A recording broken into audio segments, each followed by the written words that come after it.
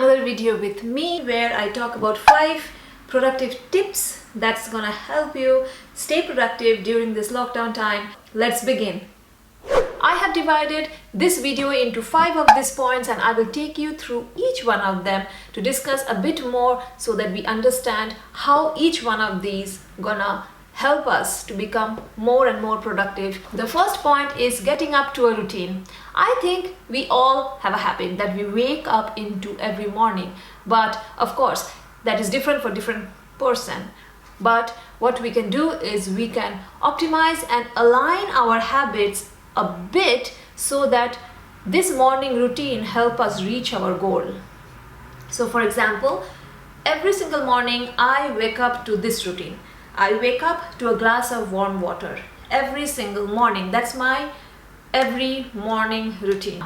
That is the first thing I do. I wake up, I go to the kitchen, I drink my glass of warm water, and the next thing I do is I leave behind my pajamas and slip into some kind of t-shirt or shirt. Next to that, I start tidying up the place I will be sitting for that particular day. Literally, these 3 steps puts me into this productive mindset. You really have to find a routine that really sets you into that productive mindset. In the end, it is all about a habit.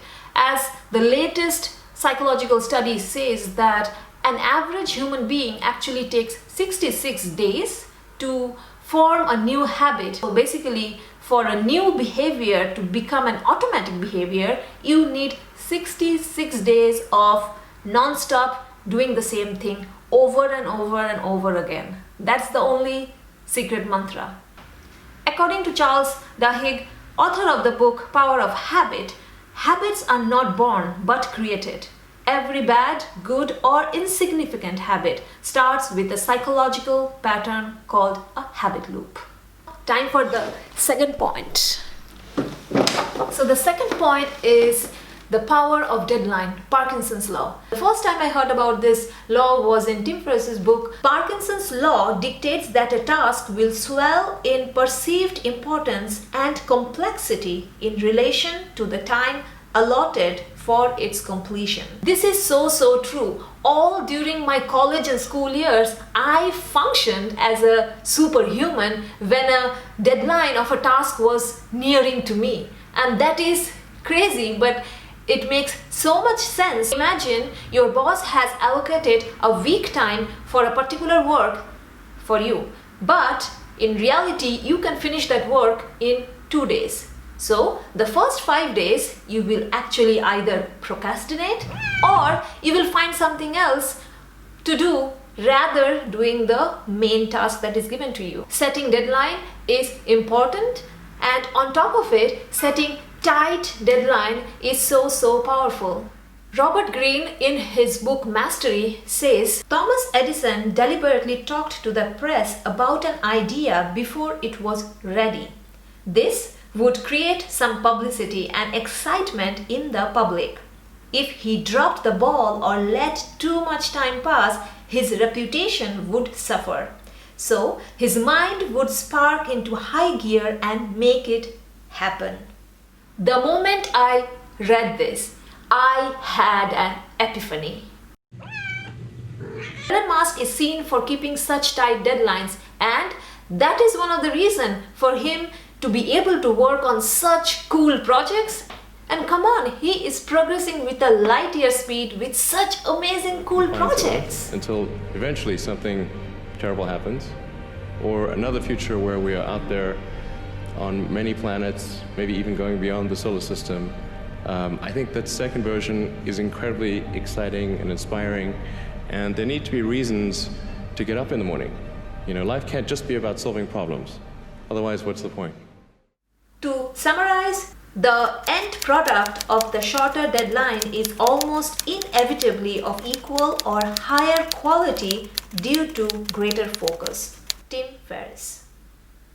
The third point is the Pomodoro Method. This time management technique is quite a famous method to stay focused and also not procrastinate. It was developed by Francisco Cirillo in the late 1980s. And basically what it suggests is that you divide a task into sub-tasks and you put a timer of 25 minutes for undisturbed work. After that, you reward yourself with 5 minutes of break. So 25 minutes of undisturbed work plus 5 minutes of break is equal to 1 Pomodoro. So I'm a person with lots of ideas and lots of dreams that I want to achieve.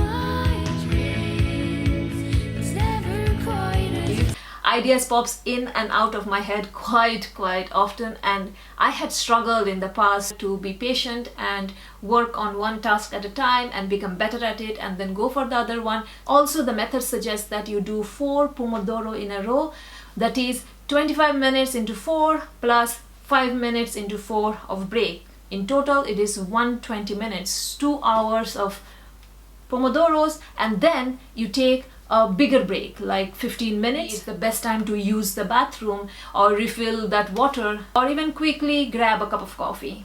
Overall, this method really works and it is tested and proven on me, and it really works. You should give it a try. Which brings us to the next point, which is learning a new skill. So whenever we are starting to learn a new skill, we experience this massive growth rate, and after that we reach to the plateau where it's difficult to learn and it's more tougher and the game really gets real. But there is no way that we cannot reach to that plateau. With all the free information out there, I think we are one generation which is so blessed because everything is free these days.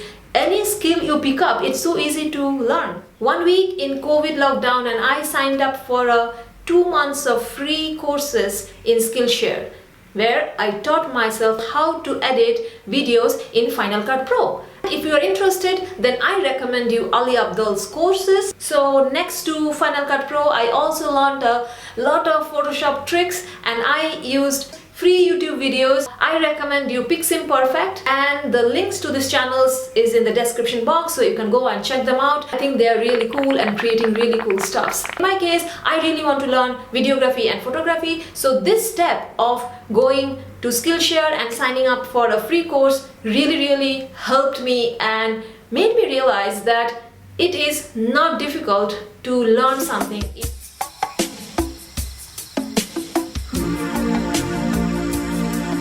Which brings me to my final point, number 5, keeping yourself healthy. We have to get our greens, we have to get our regular exercises, but still we somehow miss on them.